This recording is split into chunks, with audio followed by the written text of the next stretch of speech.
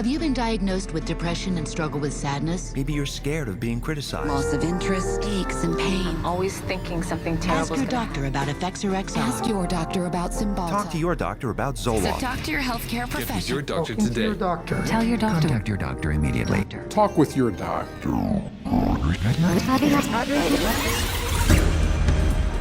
Over 40 years ago, leading psychiatrists met in Puerto Rico to map out their vision of the future. We see a developing potential for nearly a total control of human emotional status, mental functioning, and will to act. Their plan? To create by the year 2000 a range of psychiatric drugs regulating every aspect of human behavior. I was diagnosed with depression and put on Paxil. ADD, and I was prescribed Ritalin. Bipolar disorder, and I take lithium. Depression, effects or Lexapro. PTSD, Zoloft. I was on Paxil. When they placed me on Zoloft. They gave me Adderall. I was prescribed Siptamil, Tegretol, Lexapro, Risperdal, Stelazine, Adderall, Concerta, Orazine, Vyvanse, Lorazepam, Effexor, Clonazepam, Ritalin, dexamphetamine, Paxil, Cylert, Prozac, Adderall, Elavil, Depakote, Wellbutrin, Seroquel, etc., etc. 100 million people worldwide are on psychiatric drugs. How did this happen? Psychiatrists convinced them they were sick. They want you to think you're diseased from birth, and that all those experiences of life, childhood and adolescence and teenage years and adulthood and being a senior citizen, that these are all various stages of disease. Because let's face it, we've all been depressed at one time. We've all been anxious at one time. These are normal emotions that we feel. Every emotional and spiritual problem is reduced to a label. And of course, all of those diseases require pharmaceutical treatments. This is big, big business. While generating a healthy income, claiming to be medical professionals, psychiatrists will freely confess that their profession is devoid of science. We don't really have any specific blood tests or other tests that are definitive for any mental illness whatsoever. It would be neat if it would become much more scientific. Well, if you go to my office and you tell me that you're depressed, there's nothing, and no blood sample or whatever, no tests. There are not current available tests to verify your diagnosis. I don't use any tests. You do not have a test to say, well, this is this disorder and this is the best medication for this disorder. For many years we thought we had the tests nailed down, but it turned out that they weren't of any value. If you don't know what's causing the symptoms, then to give somebody something to alleviate the symptoms is close to impossible. By the time a drug's approved and it hits the general population, we don't know even 50% of the side effects that are involved with that drug. And these pills cause heart attacks and liver problems and immune system problems and lots of other medical problems. So you're playing with fire. Every day, psychotropic drugs cause serious adverse reactions. And while psychiatrists and drug companies fully understand the dangers of the drugs they sell, their unsuspecting customers are left to suffer the consequences. Everything became worse. Each mood swing was worse. He would have chronic headaches, chronic, nausea, not feeling good. She was very agitated, very, very jumpy. She was having horrible hallucinations. Her personality was disintegrating. Once he started on that drug, the cloud just stayed over him and stayed over him and stayed over him. It got darker and darker. He thought there wasn't anything worth living to kill himself. That was not Matthew. That was the drugs. At least I would like to have said, I love you. I didn't get a chance to do that. In addition to crippling scores of people daily, every month, psychiatric drugs kill an estimated 3,000. But the human devastation would never have gotten this high if psychiatrists hadn't worked hand in hand with drug companies to promote their drugs to doctors throughout the world. Today, 70% of all psychiatric drugs are prescribed by general physicians. And how is this accomplished? Marketing. It's about creating a good story that uses science that convinces a physician to think about writing a prescription. This is not science. This is incredibly effective marketing. It has nothing to do with science. They use what I call statistical contortionism. Basically just skew the numbers, make everything look fantastic, you hide the bad numbers. They're learning every trick in the book. They're evolving into efficient marketing machines, and it's working. There's definitely an unholy alliance between psychiatry and pharmaceutical sales. That's a marriage made in heaven. They're like conjoined twins. They're joined at the wallet. And with 374 mental disorders filling psychiatry's diagnostic manual, and more on the way, business is booming. Pharmaceutical companies have expanded their roster of psychotropic drugs from 44 in 1966 to 174 today. The top 5 psychotropic drugs combined gross more money than the gross national product of each of over half the countries on Earth. Altogether, the psychiatric industry rakes in $1/3 of $1 trillion a year. How could this have happened? It's a tale of deception that may be difficult to believe, but fatal to ignore.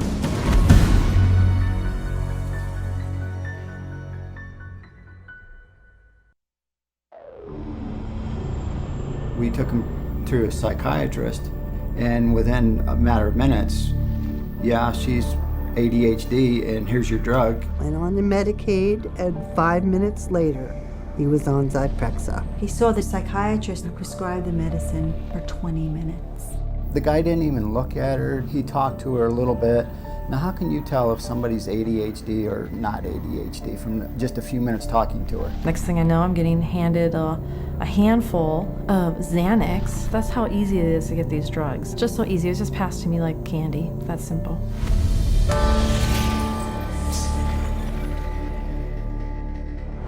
If a person were to walk in off the street, sit down with a psychiatrist, the chances of him being prescribed a drug before he were to leave the office, I would have to put it at 100%. Psychiatrists prescribe drugs. They might have different ways of diagnosing, they might have different ways of interacting with a patient, but it's rare to find a psychiatrist that uses no drugs. The psychiatrists today are, in quotes, admitting they can't cure these mental illnesses, and they're therefore going to manage your illness by using a drug. 50 years ago, a person who was going through a divorce would have relied on family, friends, clergy, and even the family doctor to a certain extent for conversation to work through the issue. They certainly wouldn't have been medicated. That was before the era of psychotropic drugs. Psychiatrists, occupying the lowest rung of the medical profession, worked almost exclusively in mental institutions.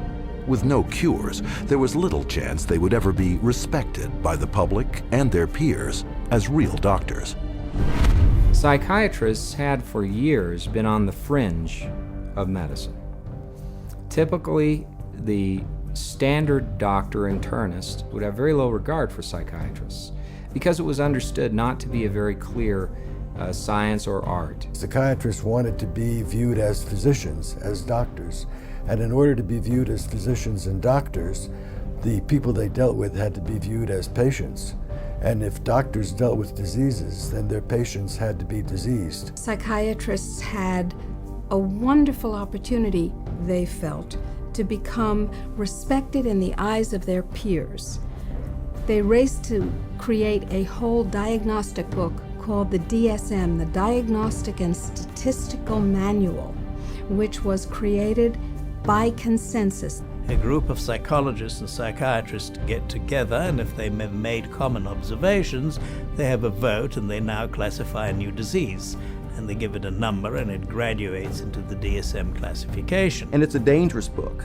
It's a book that has many disorders that could apply to any one of us because the disorders are not real medical diseases. And it's things that apply to nearly all of us at times. Are you afraid of meeting new people? Are you afraid to speak in front of a large crowd of people? Does it make you nervous to go and to talk to your boss about a complaint? You can invent a mental disorder based on a checklist of symptoms, and that is exactly how the Diagnostic and Statistical Manual, the billing Bible for psychiatry, works. Since the DSM's first edition in 1952, the number of diagnoses has steadily grown. From a slender 130-page booklet listing 106 so-called mental disorders, the DSM has bloated to a voluminous 886 pages. It is only through the use of this book that psychiatrists can diagnose, drug, and bill for services.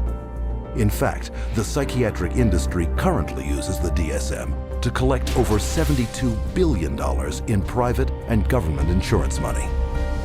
The DSM is used to diagnose and then give a label, and the label is used for billing purposes. That's how they get paid. You have to have a term in the Diagnostic and Statistical Manual in order to then call it a disease and treat it as a disease and write a prescription for it.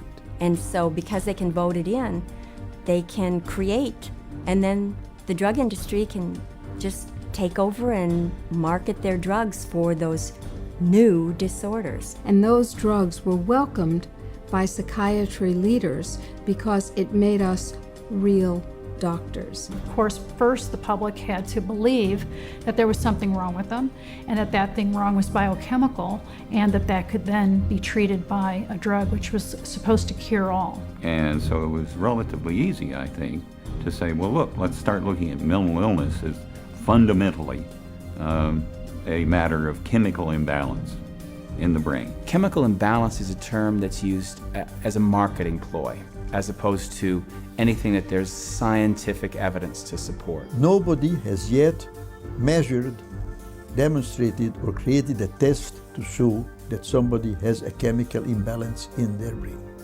Period. How do you market a drug that restores the chemical balance or corrects a chemical imbalance? How can you do that in good conscience if you don't even know what one is? The whole myth of the chemical imbalance was created to sell drugs.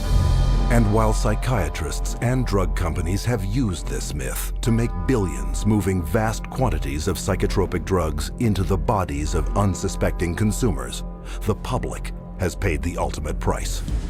An estimated half of all Americans who commit suicide are on psychotropic drugs. Annually, psychotropic drugs are estimated to kill more than 2.5 times more people than are killed by homicide. And who is entrusted with protecting the public against these dangerous psychotropic drugs?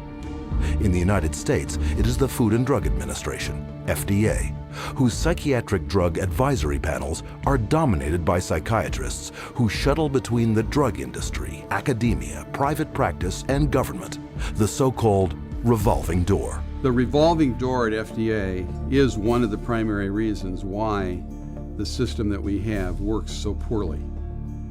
That revolving door is a direct result of the fact that a group of people with the same mindset are put into positions of being regulators and in the position of being formulators and sellers and marketers. The panels that are formed by the FDA to evaluate these drugs, the psychiatrists who are on those panels, almost all of them have conflicts of interest where they have directly or indirectly received funding from the very industry and the very parties within the industry whose drugs they are evaluating. So there's this tight little relationship between psychiatry, pharmaceutical industry, and FDA where they each mutually support each other, and yet the mental health of the population does not improve. Take, for example, the FDA drug evaluation panel that approved the antidepressant Paxil. Every psychiatrist on that panel has had financial ties to the pharmaceutical industry. And these conflicts of interest have been rampant enough to prompt congressional investigation. When I check these advisory committees who make recommendations to the FDA, and they're always approved after the advisory committee, I found that there were conflicts of interest. I found that many of the people on the advisory committees had never filed a proper report on stocks and bonds that they owned that might be viewed as a conflict of interest, and they're by law supposed to do that. And this network of financial conflict of interest between psychiatry, the drug industry, and the FDA became even more entrenched in 1992, after passage of the Prescription Drug User Fee Act, also known as PDUFA. Through this bill, the FDA would be paid a fee of $100,000 per drug to ensure that psychotropic medications would be rushed through the approval process and into the hands of prescribers faster than ever. Congress told the FDA, your job is no longer to make sure drugs are squeaky clean safe before they get out on the market. Your job now is to hurry up and get new drugs on the market faster. It acted to set the priorities of the FDA so that if there was a fee paid for a particular drug approval, it could be put on the fast track and rushed to market with less than the usual scrutiny that the FDA would give it. And this fast track has traded safety for sales. Since the passage of PDUFA, time spent on drug evaluation plunged from almost 2 years in 1992 to only 6 months 4 years later. Meanwhile, the number of new drugs released to the public doubled. Though fast-tracking is disastrous for public safety, it reaps huge profits for psychiatry and the drug industry. Because the sooner a drug is approved, the sooner it makes money. And the money is big. Every day, the average psychotropic drug grosses over $7.7 million. One drug, Zyprexa, rakes in almost $12 million daily. And even though FDA now charges over $1 million per new drug application, the pharmaceutical fast track shows no signs of slowing. If you look at the relationship between the FDA, the pharmaceutical industry, and the psychiatrists, there's some kind of game that they're playing there. And what is the game? Well, you could say it's money, definitely money. And when you follow the money, you realize that there is no money in health. There's big money in disease. That's why all you hear about is managing disease or treating disease. You don't really talk about curing disease. And so psychiatrists have become mainstream doctors in America. And that is because of the pharmaceutical industry. They can thank the pharmaceutical industry because they become mainstream and because they have a lot more money than they used to. And the drug industry can thank them because now they have thousands of soldiers in their army distributing these drugs to everybody. From the smallest infant to the oldest senior citizen, no one is immune from any of the hundreds of fictitious disorders invented by psychiatrists that fuel a multi-billion-dollar psychotropic drug industry. And every day, psychiatrists are casting their nets ever wider. And all it takes? Another psychiatric label.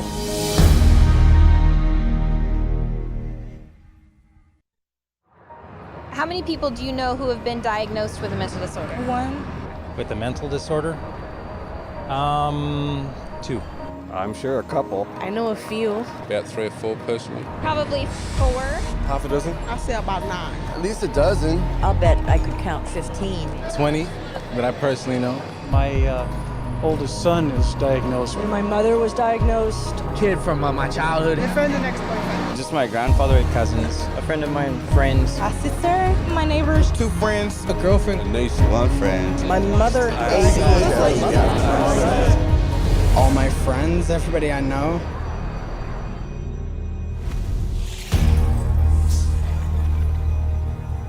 An apparent flood of mental illness is all around us. Where is this coming from? Psychiatrists, whose diagnostic and statistical manual can label anyone walking the earth today as mentally ill. Psychiatrists, I believe, they look at every human being and they divide humans into 2 classes, clients and potential clients. We see this no more prevalent in any field than in the field of the mental disorders, where one disease after another is invented and then popularized and the public is made to worry about it. It's a disease mongering. It's the selling of sickness. You know, sometimes it's a drug in search of a market, and it's giving public awareness to minor conditions with the ultimate goal is to sell more medications. It's not caring for people. When you run out of symptoms, you don't have any more clientele to market to. So you have to invent disease. And with psychiatric medications, you can invent diseases all day long.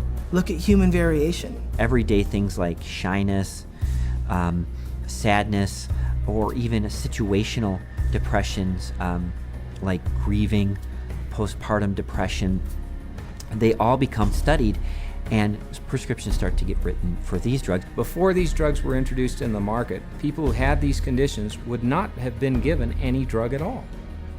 And so it is the branding of a disease, and it is the branding of a drug for the treatment of a disease that did not exist before the industry made the disease. Case in point, shyness, a common life situation, voted by psychiatrists into their diagnostic and statistical manual under the name social anxiety disorder. You know, people are nervous. Well, they come up with, say, social anxiety disorder. SAD, they'll call it SAD. And the connotation is that everybody ought to be happy, and that here's a drug that can make you happy. So that a common occurrence, which is every now and again everybody's sad, we ought to be treating with a drug. Well, then they'll get this PR firm to drum up business for this. They'll put out all these studies that find, you know, there's so many people afflicted with this SAD, you know, and they'll start putting it in magazines, they'll start putting it on TV, they'll start a patient advocacy group that say, you know, that we're all affected by this, and then they'll come out with Paxil works for this. So they go to the FDA and they said, well, we ran this study and this works for this new invented disorder. And that is SAD, social anxiety disorder. And millions of people suffer from it. And it's purely fictional. It's a normal human emotion that everybody experiences at certain times or another, but they make it into a disease. Paxil, once it got approved by the FDA as the first antidepressant to be used for social anxiety, it took off huge. And it just moved from number 3 in the market amongst its peer drugs to number 1 in the market.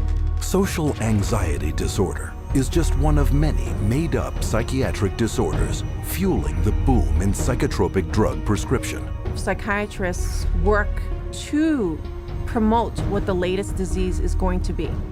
These days, bipolar is getting that same type of promotion. Everybody's being educated about their bipolar illness, when in fact, we know having emotional ups and downs is distinctly human. Now bipolar is thrown around like water. You've got bipolar, I have bipolar. If I'm up today, I'm manic. If I go home tonight and I'm depressed because I'm tired, that shows I have bipolar disease. It's a lot of hokum. Yeah, I see a lot of things on television about bipolar. Bipolar? You know, they talk about bipolar a lot. My oldest son was diagnosed with bipolar. Bipolar, I've known a lot of bipolar. Two friends from both of them were like diagnosed with bipolar. Some people I know that are bipolar. My neighbor, she was bipolar. I was diagnosed with bipolar. My mother had bipolar. He was actually bipolar. Schizophrenic bipolar. Bipolar and obsessive compulsive. Bipolar and ADHD. Bipolar disorder. Bipolar, yeah. Bipolar situation. Bipolar. Bipolar. Bipolar. Bipolar. Bipolar. There's 3 personality disorders, and then the most recent is bipolar. And that's just been in the past year. Spearheading the popularizing of bipolar disorder, especially in children, is psychiatrist Dr. Joseph Biederman, a paid speaker, advisor, and researcher for 25 different drug companies. In 1996, the drug companies funneled all this money to this Dr. Biederman. He's well known. He's the one that came up and said that there's bipolar disorder in little kids. This was unheard of. There was no bipolar disorder in any kids. He came up with the study and published the articles out all over the world, and other doctors followed his lead that bipolar is in little kids. Due to the constant promotion by Dr. Biederman and his colleagues, there has been a 4,000% increase of the diagnosis of bipolar in children since 1994, while the number of antipsychotics prescribed to them has leaped 5-fold to an estimated 2.5 million prescriptions. In 2008, Dr. Biederman was exposed by a Senate investigation for failing to report $1.6 million in personal income from pharmaceutical companies.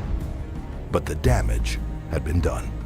Because of the bipolar fad created by Dr. Biederman, antipsychotics, some of the most powerful psychotropic drugs being prescribed, are psychiatry's drug of choice. The top 3 best-selling antipsychotics together gross $25,000 every minute. And no matter how big the psychotropic drug industry gets, psychiatrists are hard at work providing the diagnoses to make it even bigger. Let's say this is the pie right here of a certain class of medications, and this is a pretty profitable pie, and everybody wants a piece of that pie. But what would happen if we made that pie even bigger? And how you make the pie even bigger is by expanding the uses for those drugs. They've already got a drug that's approved on the shelf. They can just pull it off the shelf, rename it, repackage it, and say, look, we've got a new drug for a new illness. When Prozac's patent ran out, that Eli Lilly had to look for a new source of profits. So all they did was change the name of the drug from Prozac to Serafem, change the color of the pill from green to pink, and marketed it for PMDD, which was newly introduced into this book. What it tells us is that if you can come up with a label, a diagnostic label for a drug, then you can sell it like hotcakes. It's a business model, and it's $1 billion business model, and it works, and it's going to keep continuing. Today, anyone may unknowingly be taking a psychiatric drug, renamed, repackaged, and prescribed for non-psychiatric purposes. Zyban, prescribed as a cure for smoking, is actually the antidepressant Wellbutrin. Cymbalta, a psychiatric drug for depression and anxiety, is now being marketed as Yentriv for urinary incontinence. Psychiatric researchers are testing psychotropic drugs on such wildly varying conditions as obesity, alcoholism, gambling, hot flashes, herpes, nausea, itching, shivering, and excessive hair pulling. It is a pill for every ill, and practically no one is being told how dangerous psychiatric drugs are. As a chemist, I'm making these drugs. They're proving deadly in our labs, and they're proving deadly in other labs. Dangerous, ineffective, causing the exact same thing they're supposed to treat. How are they selling them? For anyone who's given a label of a psychotic illness, drugs seem to be the automatic choice of treatment as night follows day. That's all psychiatry does. It's dominated by psychopharmacologists who do nothing but manage symptoms by dispensing pills. That's it. And they don't work. But the fact that they don't work works to the advantage of the drug companies and the psychiatrists, which means that you're not cured, which means that you're a patient for life, you're a customer, you're a client for life. And the worse your health gets, the more drugs you need. It's a great deal for them. We should all be up in arms about the way we're being treated by psychiatry today. This is a very dangerous industry that has gone so far overboard in inventing fictitious diseases and drugging our children and our population that I consider it to be engaged in crimes against humanity. With over $80 billion a year in psychiatric drug money at stake, it is impossible to escape the saturation of psychiatric disease-mongering in today's society. But behind the marketing lurks a secret psychiatry's customers would be shocked to learn. How are these drugs tested? And are they safe?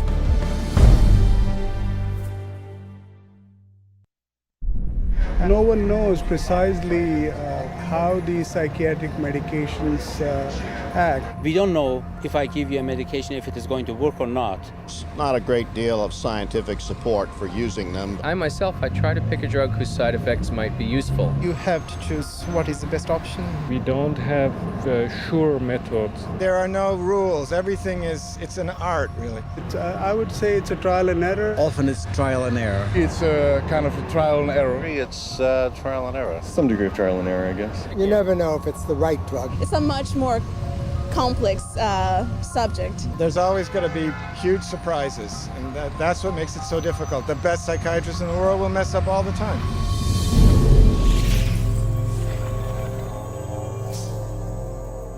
The American public is being treated as a mass medical experiment. We are all being treated like guinea pigs by the pharmaceutical companies, the psychiatric industry, and the FDA. They are basically testing drugs on large parts of the population without really knowing what the results are going to be. It's a very dire situation that we're facing. We're talking about people's health and in many situations, people's lives. These are very serious issues. As dangerous chemical compounds, psychotropic drugs are tightly regulated by governments throughout the world. And for any new psychotropic drug to be approved for use, it must undergo tests intended to protect the public. When a pharmaceutical company develops a new drug that they want to send to the market, what they do is they have to run it through clinical trials. They have to be able to provide to the FDA safety data to say this is a safe and effective drug. In clinical trials, psychiatrists are engaged to do the research. And we could bank on the fact that these psychiatrists are tied to the pharmaceutical companies. And the psychiatrist puts their name on there, they're seen as an expert. You're talking mental drugs, who writes them? It's a psychiatrist. So that's how it works. It's a terrible system. The desperate thing about it is that it's all dressed up in the name of science. But it's not science at all, it's pure marketing. But they get away with it because it's called science. There's really no test, no X-ray, there's no chemistry that shows you have this condition. It's really just the opinion of someone who is probably taking money from pharmaceutical companies to prescribe drugs to people. Where's the biochemistry? Where's the research? Where's the substantiation? And the answer is it vaporizes like mist in the morning. It's not there. But the lack of scientific testing doesn't stop psychiatrists from carrying out clinical trials on dangerous drugs. Clinical trials are supposed to consist of 4 phases of precise scientific drug testing, the first 3 of which must be submitted to governments for regulatory approval. In phase 1, the drug is checked for toxicity. In phase 2, tests are done to see how the drug reacts in the human body. If it clears this hurdle, then a phase 3 trial is carried out. But with no lab tests verifying or measuring any mental disorder, and with big money at stake, psychiatric drug research is highly subjective and rife with manipulation. There are many, many, many places where you can tweak the study just a little bit with the study design or with the way you gather the data or the way the data are reported. And there's so many different ways you could bias a study. I've seen what they did to the data in these trials. There's no question that they manipulated the data. For example, let's say they had 100 people to start with. 40% drop out. 30% have a positive response. 30% have no response. They then say that they have a 50% response rate, when in fact, most of us would say it's a 30% response rate because only 30 out of the original 100 really responded. And so you can see that that's a little bit of a manipulation of the research data. When they design drug studies, they're only looking at the one thing they want to see. And they don't report all the other things that are happening. Case in point, the antidepressant Cymbalta. Lilly, I believe, in February of 2004, did a clinical trial study. The people in this clinical trial did not have symptoms of depression. And in that clinical trial, there were 11 attempted suicides and 4 suicides completed. One of which was Tracy Johnson, 19-year-old college girl. She did not have any symptoms of depression, and yet this drug pushed her to commit suicide by hanging herself. That shoots the theory down that they say that, people get suicidal because of the, underlying illness that people kill themselves, that these weren't suicidal people to begin with. These weren't depressed at all. These were healthy people. A slew of media coverage followed, but psychiatrists on the FDA Drug Evaluation Panel chose to ignore the death and went on to approve Cymbalta the following August.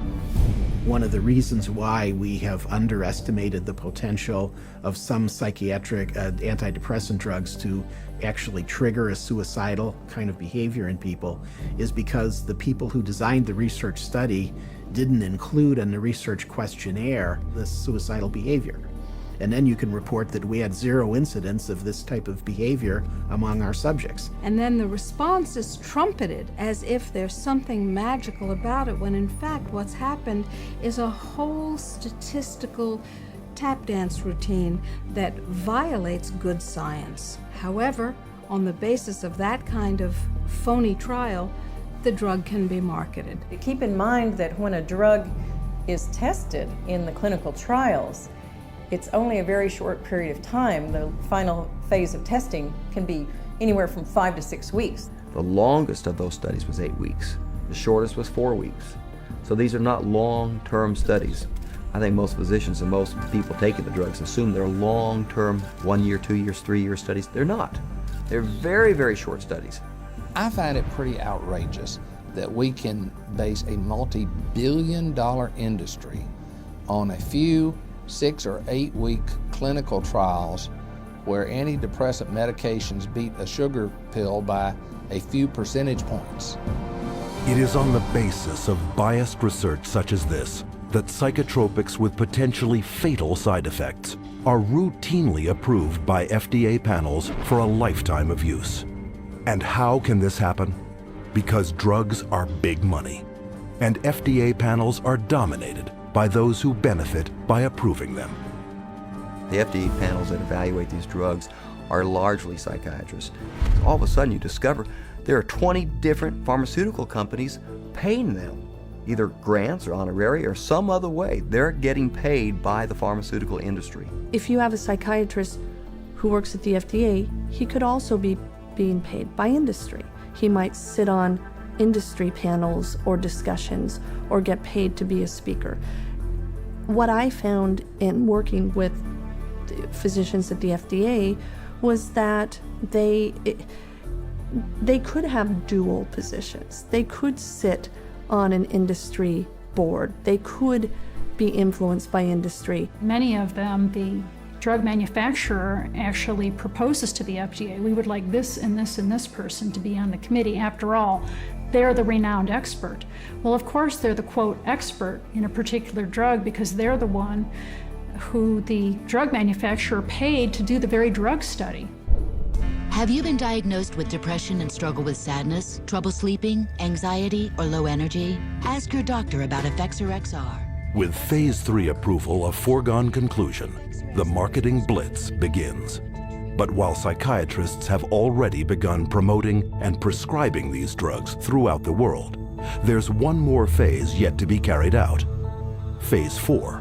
What Phase 4 clinical trials are is when they've actually gotten the drug approved and then they get it into the general population so that we finally find out what it does when it hits ethnic populations, women, children. Then we see who dies, who has seizures, who has deformed children, who has epilepsy, who has diseases downstream, whose heart stops. The public is the clinical trial. That's where we find out the problems with these drugs. This is an experimental stage, and it's so much so that one consumer protection group has advised patients that they refuse a prescription for any drug that hasn't already been on the market for 7 years. So if you're taking a drug that's only been out for a year or 2 or 3, you are a guinea pig. And the experimentation doesn't end here. Additional psychiatric drug trials take advantage of the invented disorders in psychiatry's Diagnostic and Statistical Manual to rake in even more profits by targeting the most innocent of all.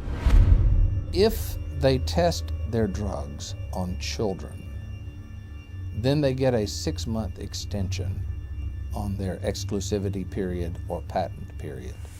This psychiatric drug research center in Texas uses advertisements to lure in child volunteers. And once inside, they're further enticed with the simplest of tricks. This is where they're going to be playing. We have Game Boys, we have Xbox, we have 5 TVs.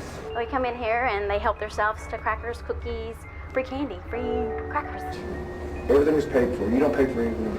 But these perks are just bait to coax children into ingesting powerful psychiatric drugs known to cause suicide and violence in their own age group. These are drugs that would cost maybe several $100s a month in a pharmacy. They actually are getting them free in research. We love children, and we just love children because they're our future.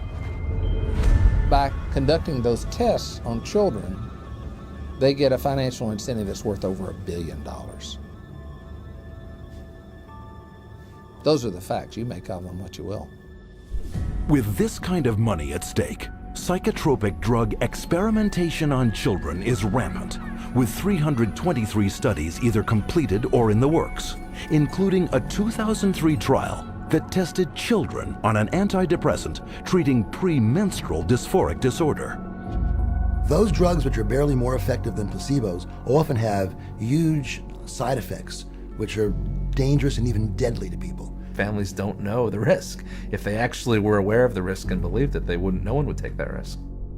The psychiatrist she didn't say one word to me about what was going to be the effects of the drugs. No side effects listed, no, well, let's sit down, we have to talk about this. At that point in time, he said, well, this doesn't have that type of reaction on any children, that it's very safe. If he had told me then what I know now about it, I never would have taken it. She said, oh, Beth must have been on Paxil. That's the only way she would kill herself. And I said, well, what is this? How do people know this? I didn't know anybody would know something like that. And we went on the internet, and all of a sudden you find out it's not uncommon. But it's not uncommon for people to become psychotic on these drugs. We're entitled to know the truth before we give a mind-altering drug to our children, our wife, our mother, our father, ourselves. We don't really know what they're doing. That's what scares me. It's all made up theory. There are no facts about what these drugs really do. And if someone said, well, we don't know what this is going to do to you, good or bad, would you take that medication? Now that is not the practice of medicine. That's the practice of marketing. And this practice of marketing is taking lives. And the poor patient doesn't even know it. But in the testing and marketing of psychotropic drugs, money trumps safety. The top 10 most prescribed psychotropic drugs gross over $26.5 billion annually, more than double the amount of new money put into circulation every year by the United States Mint. But to make this kind of money, psychiatrists first have to convince the most crucial market segment of all, those with the power of prescription.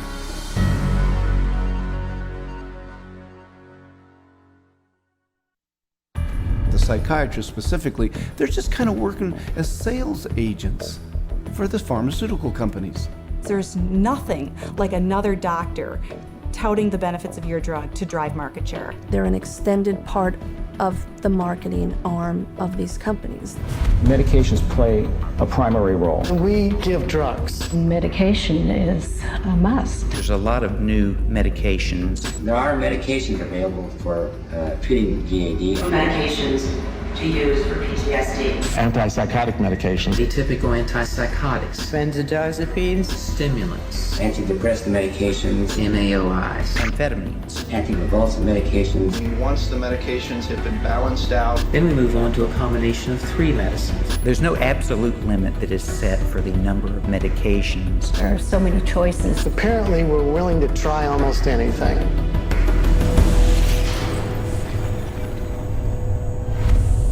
Psychiatric drugs can't be sold without a prescription, so pharmaceutical companies hire psychiatrists to promote psychiatric drugs to their fellow prescribers. The money trail starts at the world's most prestigious medical schools, in the offices of highly influential university-based or academic psychiatrists. With their seal of approval, pharmaceutical companies make billions on psychotropic drugs. There are a lot of academic psychiatrists especially who have ties to 10 or 15 or 20 different pharmaceutical companies, and so they're making a very large amount of money. Whether they're professors or whether they work at big, medical institutions, those drug companies will make sure that they've got them on the payroll somehow. They'll have this person feed this information to their other peers, but it's all being motivated through monies being funded by pharmaceutical companies. About 40% of the early stage marketing dollars for pharmaceutical companies go straight to these thought leaders, psychiatrists. These financial arrangements with so-called key opinion leaders are very lucrative. A top academic psychiatrist can personally rake in over $500,000 per year from pharmaceutical companies. These people are still considered the stars of their medical centers because they bring in all this great money from the pharmaceutical companies, and that helps keep the coffers of the medical center full. Universities receive a lot of money from the pharmaceutical industry. Drug companies are building buildings right next to the medical school. They're funding research right and left. The University of Michigan Depression Center received, I think it was $750,000 from Eli Lilly, and all they do down there is crank out this biological view of psychiatry and mental illness and depression. With academic psychiatrists collecting millions in drug money for their universities, it is no surprise that school curricula focus on psychotropic drugs. Training programs in psychiatry, the majority of them now are drugs first. You know, you're really a psychopharmacologist in a way when you come out of a psych residency training program. Even when I went to medical school, psychiatrists did talk to patients. Now all they do is write a prescription and send them away. A psychiatrist is trained for one purpose, to administer psychiatric drugs. Academic psychiatrists don't just indoctrinate future prescribers. They also heavily promote these drugs to their peers. First, by creating clinical trial studies, passed off as unbiased research that push both an invented psychiatric disorder and the drug to manage it. These studies are planted in professional journals to be read by their colleagues and quoted in the media. But what readers don't know is that an estimated 50% of the time, these psychiatrists never took part in the studies. One of the most unethical practices we're aware of is ghostwriting of journal articles, where somebody at the pharmaceutical company will write the paper and the academic physician will put his name on it and get it published in a major journal when he maybe changed 3 or 4 words in the whole article, and the article was basically written as a marketing tool by the drug company, and yet this academic puts his name on it as if he's the author. He has had no part in the study, and also he probably hasn't even read the study results, but he is prepared to receive $10,000, $20,000 to put his name at the front of the research, which gives it added authority. Ghostwriting is so common that even the psychiatrist running the FDA department evaluating psychiatric drug safety has attached his name to ghostwritten articles. The average physician picks that up and reads it. He believes it. And it's not a mystery that he would believe it. It seems reasonable that it's in black and white, it's in a good journal, it's in the New England Journal of Medicine, it must be true. These journals are often sent free to psychiatrists and doctors under the guise of legitimate medical research. And why are they free? Because pharmaceutical drug ads reap huge revenues for their publishers. So if you go through a medical journal, you'll see page after page of advertising for bipolar disorder and treatment of using medications, or advertisings for depression and the treatment of using medications, schizophrenia. So it's really everywhere. I remember just a couple of years ago, the first time I opened the journal from the American Psychological Association called the APA Monitor, and there was a multi-page ad, high gloss, very expensive, for Concerta, which is time-release Ritalin. I resigned from the American Psychological Association. I wasn't going to be part of this whatsoever. It's very hard when your major source of income is advertising and advertising placement to write an article that's negative about a particular drug and expect that company to continue to buy ads in your medical journal. So that's a major issue. But psychiatric key opinion leaders aren't satisfied with filling medical journals with ghostwritten articles. They also spread the gospel of psychotropic drugs at conferences in continuing medical education, or CME.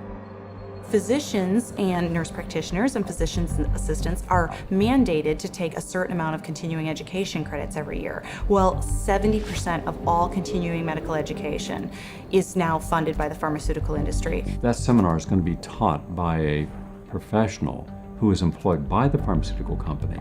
The very nature of where someone is giving you your support means you are biased to that person's side. Many physicians and many psychiatrists who attend medical conferences don't know that when they go to that conference meeting that's about antidepressants, antipsychotics, and it's generally an academic psychiatrist who's speaking, they don't realize that person's probably making about $10,000 for that 1-hour speech. But you don't have to be an academic psychiatrist to get a piece of the pie. Psychiatrists who heavily prescribe psychotropic drugs are generously rewarded by pharmaceutical sales representatives for drumming up local business.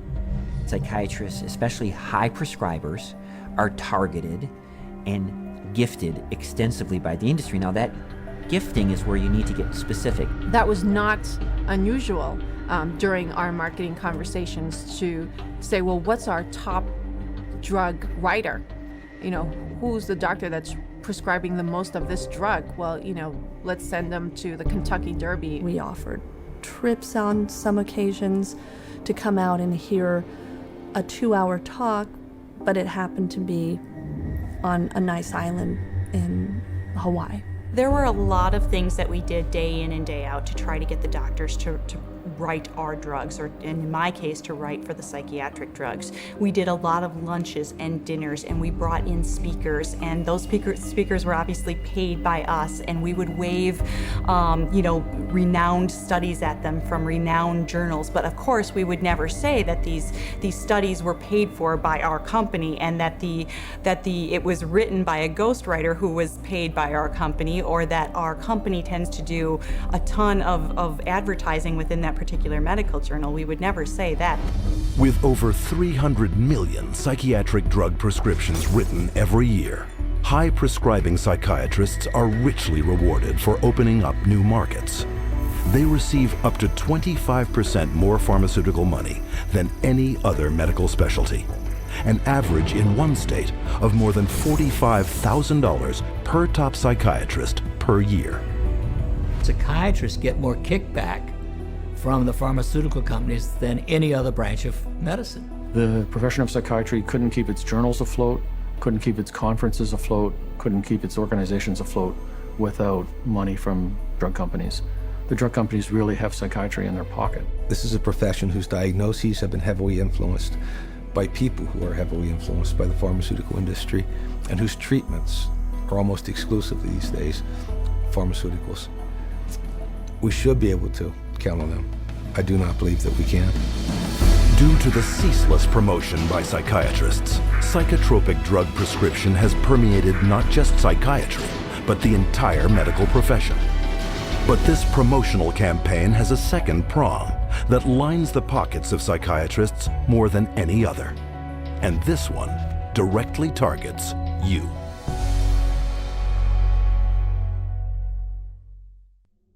Abilify helps control symptoms of bipolar mania. Ask your doctor about Effexor XR. Paxil, the most prescribed medication of its kind. Prozac Weekly is here. Zoloft, a prescription. Seraphim. PMDD.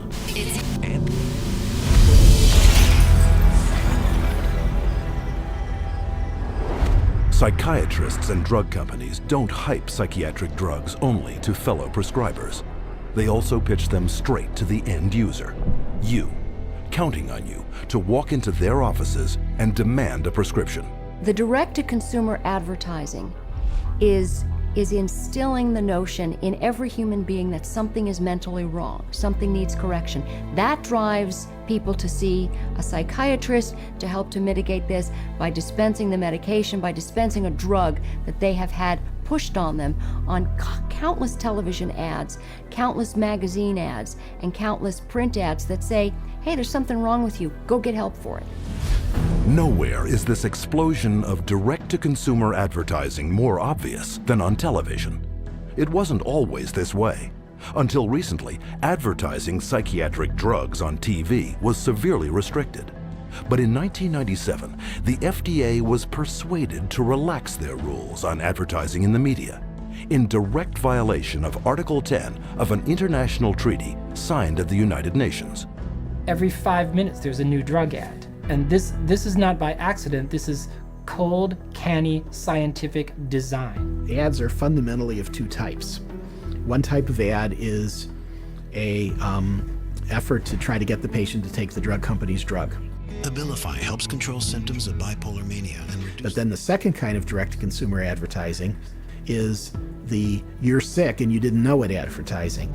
You could be suffering from generalized anxiety disorder. Because they want to create sales, so what they're going to do is tell people, do you have these symptoms? Do you have this disease? Do you have this particular condition? But they hit it so hard on television that people say, ask your doctor, ask your doctor. Every commercial is a referral to the doctor. See, they're working for each other. Ask your doctor about Cymbalta. Depression hurts. Cymbalta can help. I can go to my doctor and say, here are my symptoms, and walk out with the prescription I want. I can ask for a drug by name, and most of the time I'll be given the drug. So basically I'm my own doctor. The industry defends what it's doing by saying this is some kind of public health education campaign.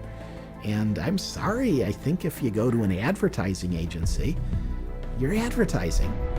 From the start, advertising psychiatric drugs on television has been phenomenally successful. In just the first 3 years, sales of psychiatric drugs skyrocketed by 250%. With grosses now hitting record levels, the drug industry is spending $2.9 billion a year in TV advertising alone. And once this drives people into the offices of psychiatrists, they can be hooked using another marketing ploy: free samples. The industry is willing to give out millions of dollars worth of free samples because it generates billions of dollars in sales. You want a prescription and you want Prozac written forever as a maintenance therapy. So you establish that with some free Prozac up front. Here, take this sample, it doesn't cost you anything, and then if you like it or if it seems to work, then we'll make a prescription, but you're going to have to pay for that prescription. The sample is free. So it's really a marketing technique. They got a cash cow. Zero refill means you've got to go back to the doctor for another consultation, for another subscription, and it just goes forever. This is business. This is money. Some direct-to-consumer marketing is camouflaged as public information. Psychiatrists regularly appear in the media, warning the public of the latest mental illness epidemics and hawking their latest breakthroughs. They write articles planted in newspapers and magazines that further their mental health awareness campaigns. Even patient advocacy groups claiming to offer unbiased information on psychiatric drugs are, upon closer inspection, pharmaceutically funded front groups managed by psychiatrists. They were started specifically by the industry themselves, and the public isn't informed of that. It's basically a great big lie to the public that they think they're going to a charitable organization that has their best interest at heart.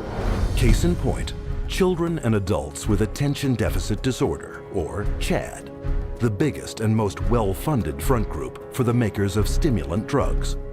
Stephen Plog is a former CHAD executive.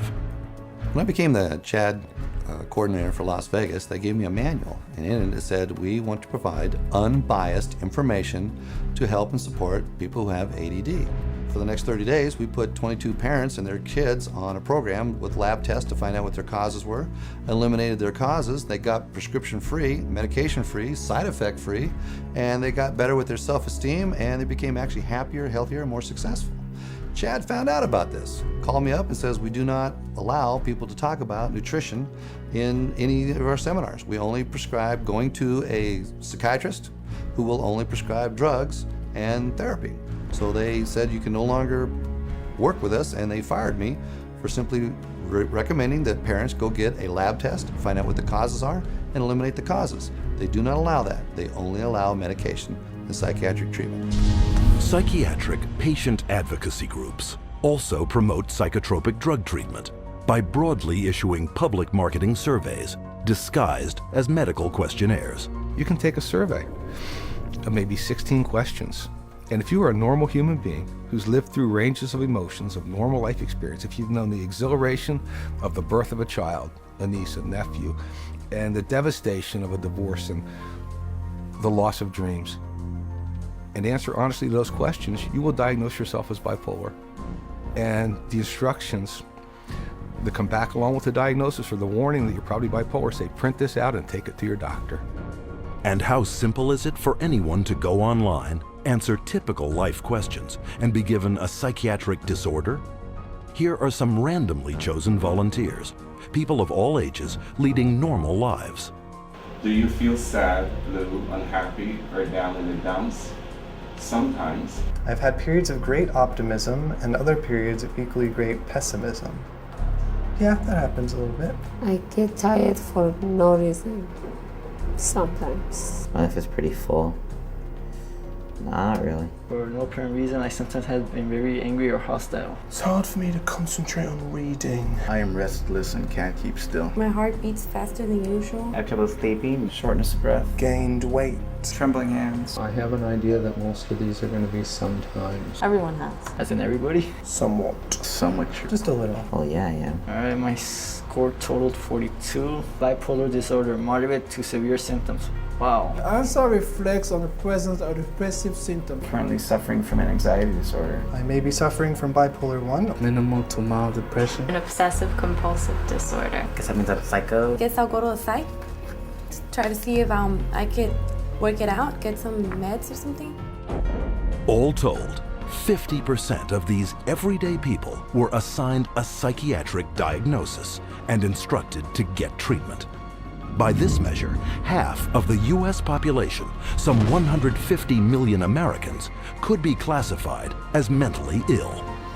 Now you have a direct line of consumers just walking in with a little pre-survey that says that they potentially can have bipolar, ADHD, stress, anxiety, any of those categories, and they just need to take this assessment tool and say, okay, that basically that is what you have, and here's your drug. And psychiatrists are now clamoring to make such assessment tools mandatory. Take Teen Screen. Under the guise of a suicide prevention program, mental health tests are administered in the schools to diagnose and drug children. Children such as Chelsea Rhodes, who left for school one morning an average teenager and returned home with a psychiatric diagnosis. The Rhodes family in Indiana, their young girl went to school one day, and all of a sudden they told her they were taking her into her room, and they move her into her room and give her the 10-minute teen screen test. And shortly after taking the test, she's pulled aside in the hallway and she's told she has two problems, basically two mental problems. One, obsessive compulsive disorder, and social anxiety disorder. Her parents were stunned, dumbfounded. They didn't know that Teen Screen was going to screen their child. They had not been asked permission. People at school had told her that she was mentally ill with these two conditions based off of a computer test that took her 10 minutes to answer. One of the questions was worded if Chelsea went out a lot. She answered no. We'd ask her why she answered that way. She said, because Mom, you and Dad don't allow us to go out on school nights. I have to be home to do my homework and take care of our household chores. The other question was, do you ever feel nervous or anxious when you're in front of a group of your friends or peers? Chelsea answered yes. She explained to us that because when she has to stand up in front of a group of people and give a book report in one of her classes, she's very nervous. You know, I'm 43 years old and I'm nervous in front of every one of you today, but that doesn't make me mentally ill. I absolutely believe that the survey for Teen Screen was intentionally structured to flag as many children as possible as having a possible mental health problem. And who created Teen Screen and wrote its survey? Dr. David Schaffer, a psychiatrist with extensive ties to the pharmaceutical industry. Schaffer's questionnaire is anything but scientific. In a study he himself conducted, Schaffer admitted that 84% of all students were falsely flagged as suicidal. But what was not admitted is how traumatic the consequences can be. Alea Gleason was only 11 years old when she took a screening test at her middle school in Texas. It was 7th grade, and they had all the girls go into the cafeteria because they said that a lot of girls have depression, so they was working on some depression screen. Next thing I know, there's those middle schools tell my husband now that CPS is there at the school taking Alea because she's suicidal. I'm like, suicide? I'm not trying to kill myself. I love myself. I've always loved myself. So I don't know if she was eating at the school or they already taken her away. When they took Alea, my girls and I, we didn't sleep for about a good 3 days. for the first 3 days because my house was empty without her. And they was making me sign papers talking about if you don't take these medicines, you can't see your parents. So they was telling me, you know, if you take your medicine, you can see your parents. My daughter was on 22 different types of medication that this one psychiatrist gave her. They drugged me up so bad that they said they had to drag me. And I used to wonder how I got to my room. When I saw for myself what they were giving her and how much and how often, I just thought, they're gonna kill this child. And the parents were helpless. Then after a while, that's when I was just like, I'm not about to take no more medicine until I call my parents. And then that's when they was like, okay, well, we're gonna give it to you anyways. They restrained me and shot me up. I was in 4 points. They laid me out on my stomach with my feet like this and tied me up. One day, they must have put her in about 12 restraints in one day. They said I was restrained about 70 or 80 times. After a couple of months, they was like, you know, your parents don't want to see you. They don't want to talk to you or anything. So I was really hurt. We tried everything. Nobody know. We didn't know what hospital. We didn't even know where they taking her. After 2 weeks, you're supposed to hear, or you're supposed to be able to see your child. They didn't give me that. I didn't see Alea till 6 months later. But I was a good child. I didn't deserve for that. And it messed up a lot of things. To this day, I still wish that I could just go back and be like, man, you know what, I'm not even gonna take the test. I would always tell every parent I see, and they was asking me, don't do the team screening, because it will mess up your family. Psychiatric screening programs such as these are fast on the rise. Teen Screen alone is currently screening hundreds of thousands of school children in over 500 American schools in 43 states. Has nothing to do with helping kids, has nothing to do with mental health, has nothing to do with medicine. It has everything to do with the pushing of drugs. So it presents itself as being a wonderful, altruistic program, whereas in fact, I believe its cold-blooded and cold-hearted intent is to recruit more children into the very subjective diagnoses of mental illness and to treat those kids with medication. But the psychiatric drug push doesn't end in the classroom. Legislation has been put in place to screen all citizens for mental illness, including geriatric patients, war veterans, and pregnant mothers, all to be paid for by you. Psychiatrists benefit from both ends, from the pharmaceutical end for being paid to write the prescription, and then from the patient for being there to receive the prescription. It's an industry that cannot allow the human condition to go unmedicated, and I think this is where the problem begins. If everybody considers themselves to be sick in some way or more than one way, and that the only control, the only hope for their happiness is to be on pills for the rest of their lives, that's the goal. The pharmaceuticals in the psychiatric community are in a cleanup, and that's what it's all about. It has nothing to do with helping our kids or, their mental health. It's all about money. Today, drug companies spend over $5.3 billion a year marketing prescription drugs, almost 9 times more than a decade earlier. The result? Worldwide sales of psychotropic drugs have soared to $80 billion. And all while psychiatrists willfully ignore the vast human tragedy they are creating.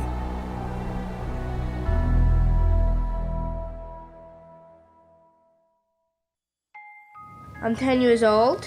I'm going to read, I think, the side effects of a drug called Daytriana. The drug Adderall. Luvox. Cymbalta. Gyudon. Lexapro. Namenda. I have a question. Where do I find the side effects? How do I read it if it's so small? Just a bunch of letters squished together. I can't read this. This is the side effects of the drug. Side effects. Stroke.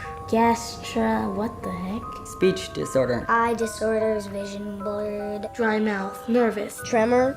Dizziness. Delirium and coma. Tardive dyskinesia.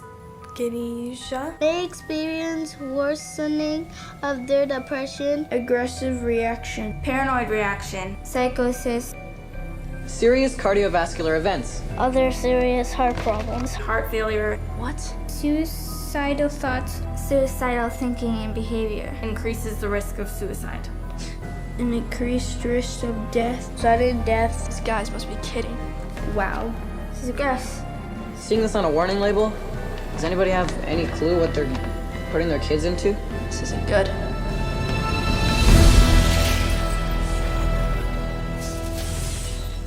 No drug has side effects. They're all effects. Side effect is just a way that doctors explain away the effects that they don't like or you won't like, but they're effects. These are the effects of these drugs.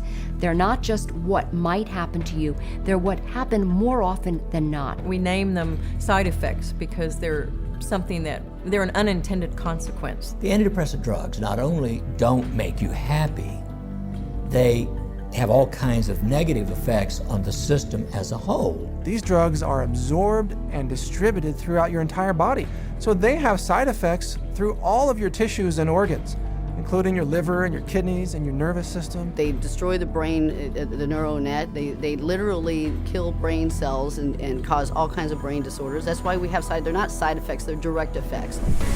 But while psychiatrists continually downplay the multitude of severe health risks to the public, candidly, they had no problem admitting them to our cameras. I think I tell them the main side effects. I don't tell them every side effect because there are so many possible side effects. I would say the majority of patients experience some side effects. People get side effects to every medication you try. They all have side effects. All kinds of side effects, lots of side effects. Physical feelings of sickness. Headaches, insomnia. So then they have a little trouble going to sleep. Drowsiness. Sedation is very frequent. Restlessness, appetite stimulation, neurologic side effects, tremor or muscle spasms, stiffness, weight gain, obesity, weight gain and stuff like that, decreased performance of sexual functioning, sexual side effects can happen, sexual dysfunction, etc. I've never had anybody die or anything, but I've had people faint and stuff, and it's really sort of unpredictable. You name it, and it can be a side effect. And why can't psychiatrists predict what adverse reactions you will get? Because not one of them knows how their drugs work. At least with street drugs, people know that they're dangerous, that they should be off of them. With pharmaceuticals, people are told they're safe to take every day. But far from being safe, psychotropic drugs are increasingly being exposed as chemical toxins with the power to kill. Some of the side effects that have become of concern lately are suicide, increased risk of suicide, increased risk of homicide. These aren't people that were horribly depressed when they were given a drug. These are people who are given a drug for social anxiety or difficulty sleeping or mild depression and then become suicidal. And so when they become suicidal and they kill themselves, what the doctor does is go back and say, oh, well, it's because they were depressed. The label itself, the disorder, is what is blamed for the side effects. When in reality, it's the drug that is causing the side effect. It is the drug that is the problem. Drugs such as the antidepressant prescribed to Woody Witzak, who took it not for any mental complaint, but to help him sleep. My husband and I, Tim, his nickname Woody, we were married just 2 months shy of 10 years, so we've had a long life together. And Woody was a guy who was healthy. He was a big runner. He's never had a history of depression or any other so-called mental illness. He was given Zoloft for insomnia. I find Woody one night completely sweat through his shirt in fetal position, kept going, Kim, you gotta help me. I don't know what's happening to me. It's like my head's outside my body looking in. Kim, help me, help me. We did breathing, listened to music, prayed, anything to calm him down from this head outside his body feeling. And a week later, he was found dead hanging. A guy who loved life. Psychiatrists claim their drugs save lives, but according to their own studies, psychotropic drugs double the risk of suicide, with one increasing the risk by a factor of almost 7. As a pharmacist who has been studying the problem for the past 7 years, I do see a glaring connection between the high use of these psychoactive substances and the rise of violence. If people knew that the mechanism was not known of these drugs, that they could cause, if there's a real chance for them to get a homicidal tendency or even suicide, if you take the drug, there's a chance you may want to kill yourself. And I could repeat probably a dozen other examples of significant self-inflicted harm or significant violence to others in patients who had never had that experience in their adult life. Patients such as Wyoming grandfather Donald Schell. Donald Schell was a man in his 60s, a gentleman, a family man, a funny man. He had had periodic episodes of depression, but never any real serious mental health issues, and became depressed, had a down period, went to a general practitioner and was given Paxil. 2 days later, he shot his wife, his daughter, his 9-month-old granddaughter, and then himself. The first question the jury was asked, very telling question, can Paxil cause some people to commit homicide and or suicide? To which they answered yes. Donald Schell was on Paxil for only days before his murderous drug reaction. But long-term use of psychotropics has also proven to create a lifetime of damage, an unwelcome fact ignored by psychiatrists. In the long run, the side effects may actually be worse than the original condition. I don't think the average patient has any idea that the long-term use of this drug is now associated with very serious diseases, with diabetes, with kidney failure, with tardive dyskinesia, a movement disorder that's very serious and permanent and irreversible. You can be affected by these drugs in any part of your body, your brain, your heart, your kidneys. That's why people die early very often, because they are prescribed things and the long-term effects are, in some cases, the death of the individual. And more damage is created by polypharmacy, where psychiatrists make a fat living prescribing multiple psychiatric drugs, one to offset the effects of another. If you have drugs that create side effects, that gives you a ready market for more drugs to cure the side effects. It seems to me that it's a self-propagating system. And what ends up happening is that each one of those new drugs that's added into the scenario brings on another symptom for which there's another drug, for which there's another symptom, for which there's another drug. And it just snowballs into a vicious circle of one drug causing the need for another drug. Sometimes people come and they're on such a cocktail of so many different drugs for so many different things. It's rare now that I see a senior citizen that is on less than 5 or 6 drugs at one time. Some 12, 15. One will lead to the next, and they're all toxic. This is how the game is played. And as psychiatrists spread their lucrative game of psychotropic drugging further and further into society, children have become the latest and most tragic of casualties. Rebecca Riley, 2.5 years old, they diagnosed her with bipolar disorder and ADHD. They had her on an antipsychotic, they had her on a heart drug, they say, for ADHD, and they had her on an anti-seizure. And then one other one for side effects. 4 drugs at 2.5 years old. She can't even zip up her own pants. She's like a little rag doll. The school nurse, 2 teachers, the principal, the social worker, all said they never seen any behavior in this little 4-year-old girl that would warrant these kind of medications. And all specifically called this doctor and said, please take her off these. She died at a little over 4 years old. This little girl that didn't have a chance, and the psychiatrist just let her. Instead of standing trial and facing prison time, Rebecca Riley's psychiatrist, Dr. Keiko Kifuji, hasn't even lost her license. One might well ask how psychiatrists get away with it. The answer lies in a legal concept known as standard of care.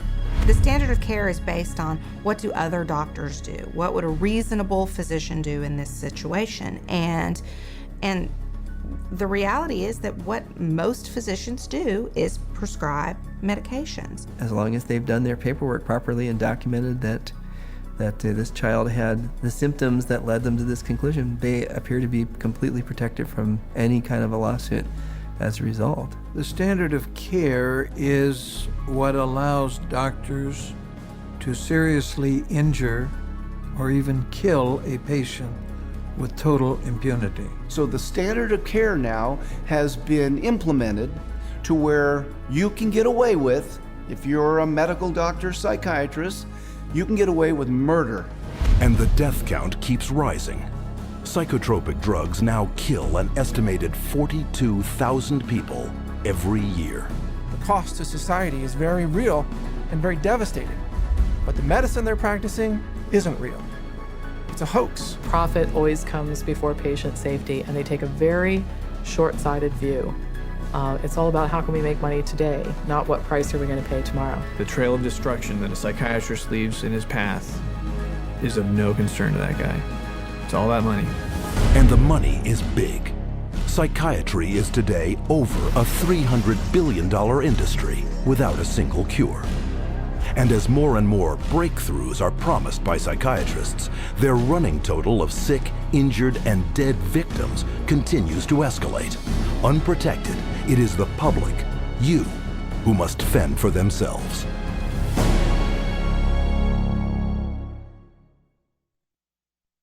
My wife and I are blessed. We have 7 children, and we love them all. They're all our favorites. Each child we have is our favorites. And Beth was extremely special. She was kind, generous. She had like a really sweet and caring personality. She had this beautiful smile, like an inviting. She could make friends with basically any stranger on the street and get a smile or a laugh out of them. Beth was having a hard time sleeping for maybe 4, 5, or 6 weeks. And so we said, Beth, you should go to the doctor and get something to help you sleep. He said, okay, well, I'll try to give you something to lessen your anxiety, and it should help you sleep. Within 5 minutes, a 5-minute visit, he prescribed her Paxil. When I first saw Beth right after she went on the Paxil, she was different. Like, I felt like she was drugged. And by the 2nd or 3rd day, she's like, I don't know, I just don't feel right. You know, I feel strange in my skin. But after about 3 or 4 days, I remember that Beth was, at times, very different, like sullen, keeping to herself. My mom and her were having dinner, and she said she didn't have any real emotion. Like, she kind of felt emotionally numb. She was like a different person. Like, she just seemed like she was under the influence of something. She didn't seem like herself. She seemed like she was tripping out. I talked to her on the phone, and she told me she didn't want to be there. And I was like, why don't you be there? She's like, I just don't feel like myself. I just feel like crazy. I just don't feel right. I truly believe that she was hallucinating maybe and going in and out of this psychotic state at this point. It seemed like she was melting down, like emotionally. She was becoming worse every day. I said, are you suicidal? I actually asked her. And she laughed at me. And she said, no, I would never do that. And I'm thinking in my mind, I'm just gonna lay down next to her and I'll rub her head and I'll talk to her and we'll try to figure out what we're gonna do because something's not right here. And my son Matthew was right behind me going upstairs. And when I got to the top of the stairs, I saw her hanging in the hallway. Then the police were all over the place and people were coming and going, and about 3 hours, 4 hours after my daughter died, one of my friends came over and said, you know, I was speaking to so-and-so, one of our other friends, and she said, oh, Beth must have been on Paxil. That's the only way she would kill herself. It just wasn't her. There was nothing in her that would have done that. She was the most non-violent, like gentle to violent way to die. It had to be the drug. There was no other answer. If we knew what we knew now, Beth would be here with us today. I know that for a fact. The tragic story of Beth Winter is just one of many, a tale repeated wherever psychiatric drugs are prescribed. But psychiatrists insist you believe that their drugs are safe and effective because they are the mental health experts, and you are not. But case after case proves that trusting them can have disastrous consequences. Psychiatry is pseudoscience. It's false science. It cannot withstand rigorous review if people would just look at the evidence. If they help anyone, it's not worth the risk to the people that are harmed by them. They are betraying every customer they have. They don't know what they're doing, and we need to educate the public to use their feet and walk away.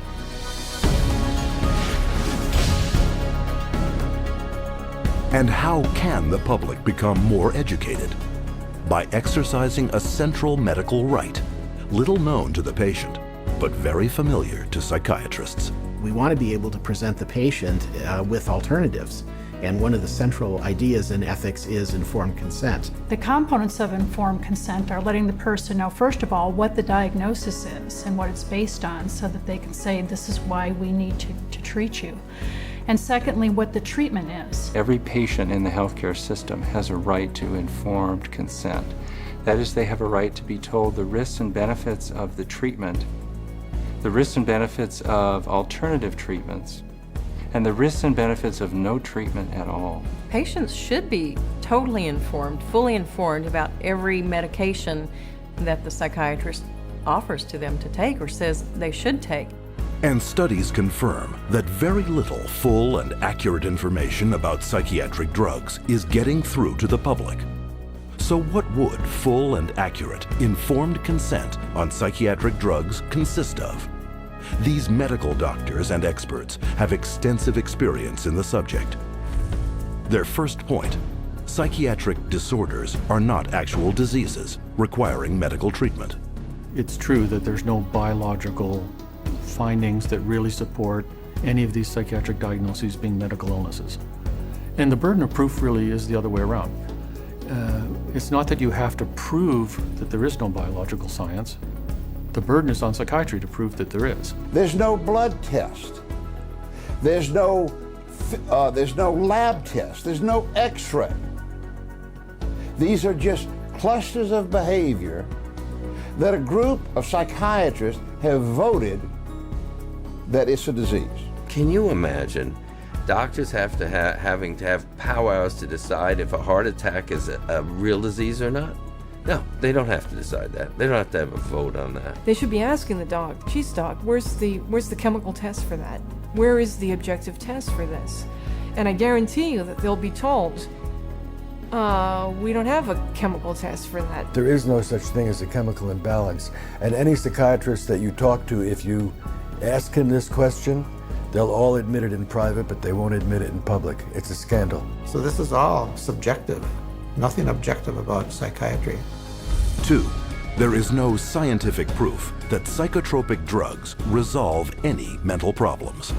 Since there is no measurement for these psychiatric diagnoses, because they're really just subjective, for the same reason there really can't be a measurement for the effects of the drug. In terms of medication, the evidence that's claimed is the medications are highly effective and not very toxic. But actually, in fact, the data in psychiatry are very clear that that's not true. What is true is that the medications are barely, if at all, more effective than placebo. You're selling drugs to people under false premises, under a disease that's been invented. So how do you measure efficacy among a disease that doesn't even exist? 3, psychotropic drugs mask symptoms and come with severe short and long-term side effects. Whatever problem you're being treated for, whether it's depression, real or otherwise, or cardiovascular disease, medicating away the symptoms is not solving the problem. The patent medication gives the appearance of having helped because in the short term, it usually doesn't show the bad effects that are going to happen in the long term. So it's very deceptive. The longer the patient's on the medication, the worse the prognosis is. None of these medications hit precise targets. You begin accumulating all kinds of collateral damage. In other words, other organs in the body are actually harmed. So for the first time, we're seeing kids in grade school or middle school who have type 2 diabetes. and who have the beginning stages of cardiovascular disease. So you see Parkinson's disease, you see tardive dyskinesias, you see other movement disorders. Is it true that we're now seeing a lot of death from psychiatric drugs? Absolutely yes. 4. Psychotropic drugs can cause dependency and addiction. One of the hallmarks of informed consent with psychiatric meds is you have to discuss the potential for addiction. The vast majority of psychiatric drugs create psychological and physical dependency. Most patients that I've seen that were on these drugs have difficulty getting off of them. It's rare for somebody to just be able to stop it without a problem. 5. Most mental problems are caused by an underlying physical illness.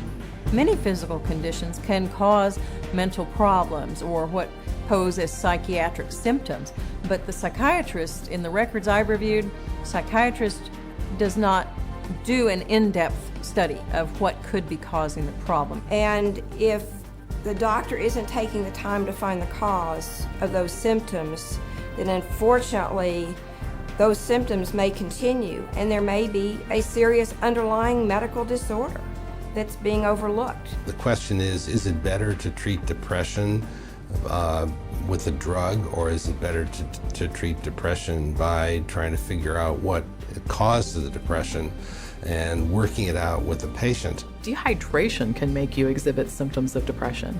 Sleeplessness can make you exhibit symptoms of depression. Eating a terrible diet, hypoglycemia, being sedentary, all of these things are biological reasons for having symptoms of depression. I have in my practice children who are misdiagnosed as having ADD, ADHD, who really have Lyme disease. 70% of all what are classified as mental illnesses actually have a physical cause, a physical problem causing that. 6. No matter how severe the emotional or psychological distress, there are many effective options that do not involve psychotropic drugs. Once you've proven that there is no problem in the body and that there is no malfunction in the brain, then you have to begin to address these other levels of the self. And I think that's what psychiatry has completely stopped doing. There are very few conditions that cannot be treated by other methods than the use of drugs. Any forces that impinge on medicine that make us think that the drug approach is the only approach is undermining good patient care. And because most non-drug options are rarely told to patients, true informed consent is almost never given. When you get into informed consent, it's almost a responsibility of the patient to make an inquiry about the hazards of the drug and not rely on what the psychiatrist or physician tells them. We can't go in and abdicate our responsibility as consumers simply because somebody has an MD after their name or someone is a psychiatrist and we think they know more than we do. The best way to protect yourself is to educate yourself, is to ask questions not only of your doctor, but to do your own research. Don't be ignorant, be informed. Get information from as many places as you can.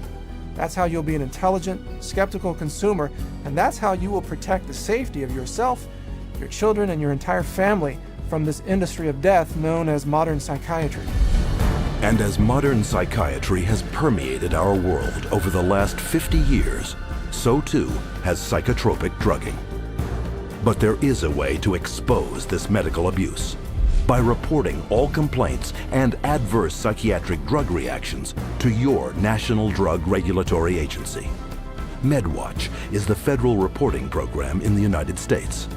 MedWatch is a voluntary reporting system, a passive reporting system where doctors, patients, healthcare providers, pharmacists, anybody really can make a report saying that they think that what they experienced or what their patient experienced was an adverse drug effect. And this is what we call post-marketing surveillance. And this begins to get a look at what the side effects of long-term or chronic use of these drugs really is. The FDA admits that probably only 1% of all the adverse drug effects are actually reported by patients or physicians.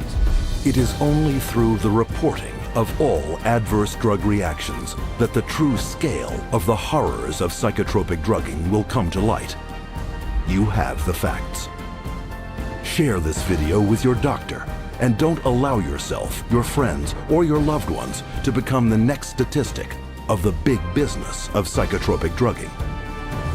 To find out more about psychiatry and psychotropic drugging, or to report a case of psychiatric abuse, contact the Citizens Commission on Human Rights.